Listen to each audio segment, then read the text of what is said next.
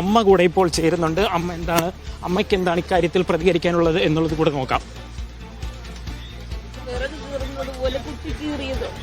ആ വേദനയെല്ലാം അറിയാൻ അവൻ തയ്യാറാകണം. അങ്ങനെയുള്ള ശിക്ഷ കിട്ടണം.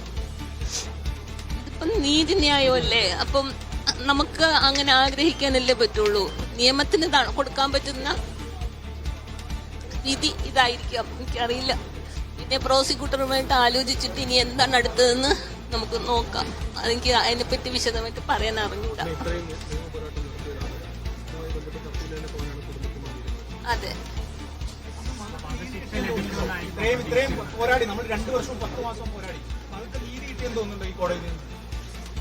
എനിക്ക് അങ്ങനെ പറയാൻ വധശിക്ഷ വേണം. വധശിക്ഷ എന്നുള്ളതിനെക്കാട്ടിലുപരി എന്റെ മകൾ അനുഭവിച്ച വേദന അറിയണം. വേദന എന്താണെന്ന് അറിയണം. എന്റെ മകളുടെ ശരീരത്തിലേറ്റ 27 കുത്തുകള്, അതിന്റെ വേദന, പ്രാണഭയത്താൽ ഓടിയപ്പം രക്ഷിക്കാൻ ആരുമില്ലായിരുന്നു. ഭയപ്പാട് എല്ലാം അറിയണം.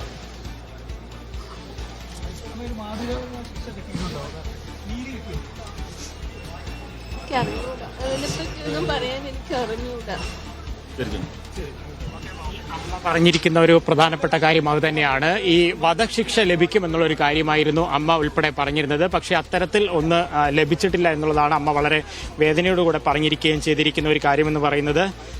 എന്തായാലും അപ്പീൽ പോകുന്ന കാര്യത്തിൽ ഉടൻ തീരുമാനമെടുക്കുമെന്നുള്ളൊരു കാര്യം തന്നെയാണ് പ്രോസിക്യൂഷനും ഉൾപ്പെടെ കുടുംബവും പറഞ്ഞിരിക്കുന്നത്. കാര്യം ഈ പ്രതീക്ഷിച്ച ഒരു ശിക്ഷ ഈ പ്രതിക്ക് ലഭിച്ചിട്ടില്ല എന്നുള്ളത് തന്നെയാണ് വളരെ ഈ വിഷമത്തോടുകൂടെ ഈ കുടുംബം പറയുന്ന ഒരു പ്രധാനപ്പെട്ട കാര്യം. അതുകൊണ്ട് തന്നെയാണ് ഇവർ ഈ അപ്പീൽ പോകുക എന്നുള്ള ഒരു തീരുമാനത്തിൽ ഇപ്പോൾ ഈ വന്ദനാദാസിന്റെ കുടുംബം എത്തിയിരിക്കുന്നത്. എന്താണ് അഭിഭാഷകനുമായി ഇപ്പോൾ തന്നെ അച്ഛനും ഉൾപ്പെടെ സംസാരിക്കുകയും ചെയ്യുന്നുണ്ട്. എന്താണ് അവർക്ക് ഈ കാര്യത്തിൽ, അതായത് എന്താണ് അവരുടെ ഒരു തീരുമാനം എന്നുള്ളൊരു കാര്യത്തിൽ?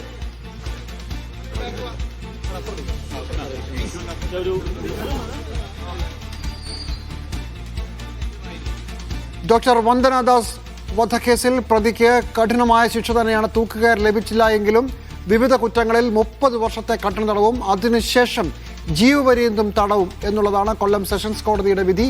അപൂർവങ്ങളിൽ അപൂർവമായ കേസല്ല, ഒരു സംഭവമല്ല എന്നതുകൊണ്ട് തൂക്കുകയറില്ല. പക്ഷേ ജീവിതകാലം മുഴുവൻ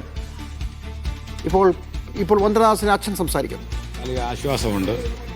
ഞങ്ങൾ ഇനി കൂടുതൽ ശിക്ഷയ്ക്ക് വേണ്ടി നമ്മുടെ പ്രോസിക്യൂട്ടറും ടീമുമായിട്ട് ആലോചിച്ചിട്ട് ഉയർന്ന കോടതിയിലേക്ക് പോകണം എന്നുള്ളതാണ് ഞങ്ങളുടെ ആഗ്രഹം. അതിൻ്റെ നടപടിക്രമങ്ങൾ ഞങ്ങൾ തുടരാനാണ് ഉദ്ദേശിച്ചിരിക്കുന്നത്. ഇല്ല, അതുകൊണ്ടാണല്ലോ നമ്മൾ അതിനെക്കുറിച്ചൊരു കരുതാൻ പറ്റിയല്ലോ. കോടതിയുടെ നിഗമനം അനുസരിച്ച് തെളിവുകളുടെ അടിസ്ഥാനത്തിൽ ഇപ്പോൾ കോടതി ഒരു ഭേദപ്പെട്ട ശിക്ഷ തന്നെയാണ് കൊടുത്തിരിക്കുന്നത്. കാരണം 30 വർഷം കഴിഞ്ഞതിന് ശേഷം മാത്രമേ ഉള്ളൂ ഇപ്പം ഈ അടുത്ത ലൈഫ് ഇംപ്രിസൺമെന്റ് തുടങ്ങുകയുള്ളൂ. അപ്പം അതൊക്കെ ആണെങ്കിൽ പോലും ഞങ്ങൾ നമ്മുടെ പബ്ലിക് പ്രോസിക്യൂട്ടറും ടീമുമായിട്ട് ആലോചിച്ചതിന് ശേഷം ഉയർന്ന ശിക്ഷ കിട്ടുന്നതിന് വേണ്ടിയുള്ള ശ്രമങ്ങൾ ഞങ്ങൾ നടത്തുന്നതാണ്. നിയമപോരാട്ടം തുടരും. അതിനകത്ത് മാറ്റങ്ങളൊന്നുമില്ല. ബാക്കിയുള്ളതൊക്കെ സാറിനോട് ചോദിക്കും. സാറ് പ്രധാനപ്പെട്ട ഒരു കാര്യം അത് തന്നെയാണ് കുടുംബം പറഞ്ഞിരിക്കുന്നത്. നിയമ പോരാട്ടം ഇക്കാര്യത്തിൽ തുടരും എന്ന് പറഞ്ഞിട്ടുണ്ട്. കാരണം അമ്മ വളരെ വിഷമത്തോട് പറഞ്ഞൊരു കാര്യം ഇതാണ്. തന്റെ മകൾ അനുഭവിച്ച ഒരു വേദനയുണ്ട്, ശരീരത്തിൽ അത്രത്തോളം മുറിവുകൾ ഏറ്റുകൊണ്ട് അനുഭവിച്ച ഒരു വേദനയുണ്ട്.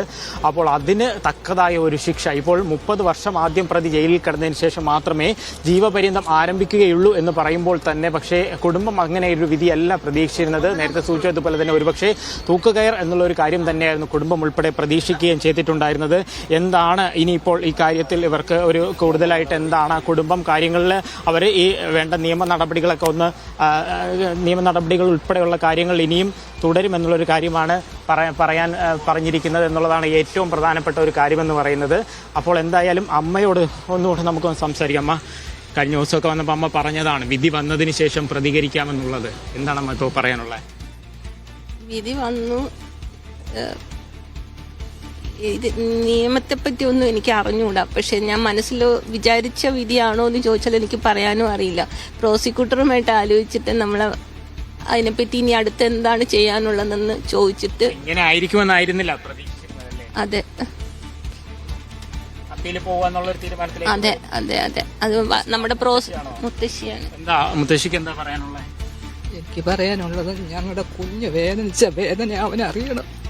അവനെ വേദനിപ്പിച്ചു, അവനെ ഉപദ്രവിച്ച് ആ രീതിയിലാക്കിയപ്പോൾ എൻ്റെ കുഞ്ഞിനെ ആരും അതിന് സഹായത്തിന് ആരുമില്ലായിരുന്നു. അത് അലറി കരഞ്ഞിട്ട് അതിനെ ആരും സഹായിച്ചില്ല.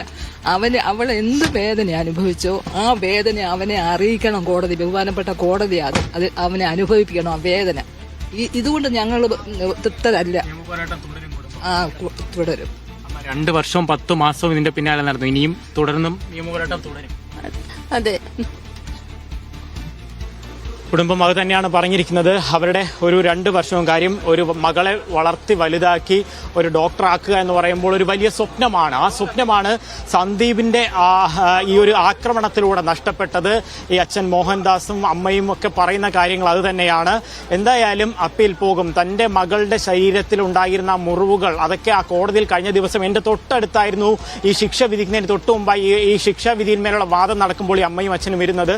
ആ ചില കാര്യങ്ങളൊക്കെ പറയുന്നത് കേൾക്കുമ്പോൾ അവർ തലയിലടിച്ച് കാര്യം അത്രത്തോളം വൈകാരികമായിട്ടായിരുന്നു കോടതിക്കുള്ളിൽ ഇവർ ആയിരുന്നത്. അത്രത്തോളം കാര്യം ഏക മകളാണ്, വലിയ പ്രതീക്ഷയോടുകൂടെ അവർ വളർത്തിക്കൊണ്ടുവന്ന ഏക മകളാണ്. ആ മകളുടെ ഒരു നഷ്ടമെന്ന് പറയുന്നത് ആ കുടുംബത്തെ സംബന്ധിച്ചിടത്തോളം ഒട്ടും നികത്താൻ കഴിയുന്ന ഒന്നല്ല എന്നുള്ളത് തന്നെയാണ് ഏറ്റവും പ്രധാനപ്പെട്ട കാര്യം എന്ന് പറയുന്നത്. അതുകൊണ്ട് തന്നെയാണ് അവർ അപ്പീൽ പോകും.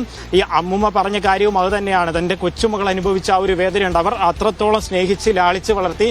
തുടർന്ന് കൊട്ടാരക്കരയിൽ ഇത്തരത്തിൽ ഈ ഒരു താലൂക്ക് ആശുപത്രിയിൽ ഹൗസ് സർജൻസിയുമായി ബന്ധപ്പെട്ട് വരികയും അതിന് പിന്നാലെയാണ് ഇത്തരത്തിലുള്ള ഈ ഒരു കാര്യങ്ങൾ ഉൾപ്പെടെയുള്ള കാര്യങ്ങളിലൊക്കെ ഒരു ഒട്ടും നടക്കാൻ പാടില്ലാത്ത ഒരു സംഭവം ഉൾപ്പെടെ നടക്കുകയും ചെയ്തിരിക്കുന്നത്.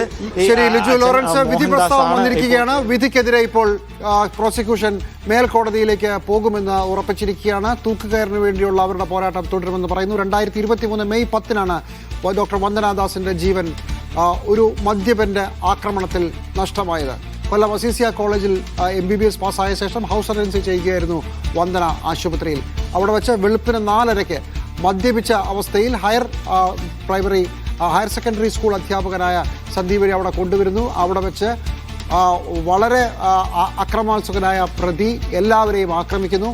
ആശുപത്രിയിൽ ഉണ്ടായിരുന്ന ഒരു കത്രിക വെച്ച് 30ഓളം തവണയാണ് ഡോക്ടർ വന്ദനാദാസിനെ കുത്തി പരിക്കേൽപ്പിച്ചത്. എല്ലാവരും ഓടി മാറുമ്പോഴും വന്ദനയ്ക്ക് രക്ഷപ്പെടാനായില്ല. ആരും വന്ദനെ രക്ഷിക്കാനുണ്ടായിരുന്നില്ലെന്നും ആശുപത്രികളിൽ മതിയായ സുരക്ഷയില്ല എന്നും ഒരിക്കൽ കൂടി വ്യക്തമാകുന്ന സംഭവമായിരുന്നു. വളരെ വലിയ പ്രതിഷേധം കേരളത്തിലെ ഡോക്ടർമാരുടെ ഭാഗത്തു നിന്ന് ഇതിൻ്റെ പേരിൽ ഉണ്ടാവുകയും ചെയ്തതാണ്. എന്തായാലും ശക്തമായ ശിക്ഷയാണ്. 30 വർഷം വിവിധ വകുപ്പുകളിൽ വിവിധ കുറ്റങ്ങൾക്ക് ശിക്ഷയും അതിനുശേഷം ജീവപര്യന്തവും. ഒരു അധ്യാപകനായ പ്രതിയാണ് ഇങ്ങനെ ഒരു ക്രൂരകൃത്യം ചെയ്തത്. മദ്യലഹരിയിലായിരുന്നു എന്നാണ് പറയുന്നത്.